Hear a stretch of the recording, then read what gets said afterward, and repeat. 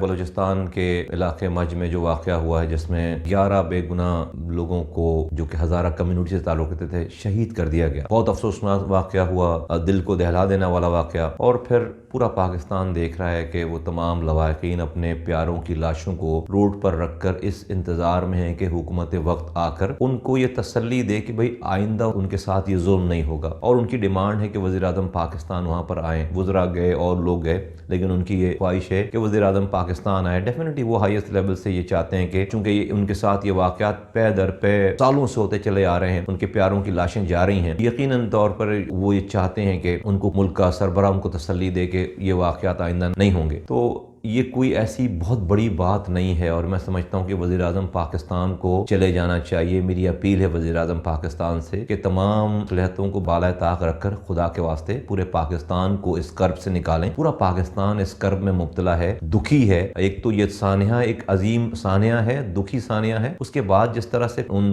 لواحقین کے، ان شہید ہونے والوں کے گھر والے جس طرح سے وہ لاشیں لے کر کوئٹہ کی سردی میں سڑکوں پر بیٹھے ہوئے ہیں، پورا پاکستان اس سے درد اور کرب میں مبتلا ہے۔ وزیر اعظم صاحب برائے مہربانی پاکستانیوں کو اس کرب سے نکالیں، ان دکھی لوگوں کی جا کر داد رسی کریں، ان کے ساتھ ملیں، بیٹھیں، ان کو تسلی دیں کہ وہ اپنی پوری کوشش کریں گے کہ آئندہ یہ واقعات نہیں ان کی زندگیاں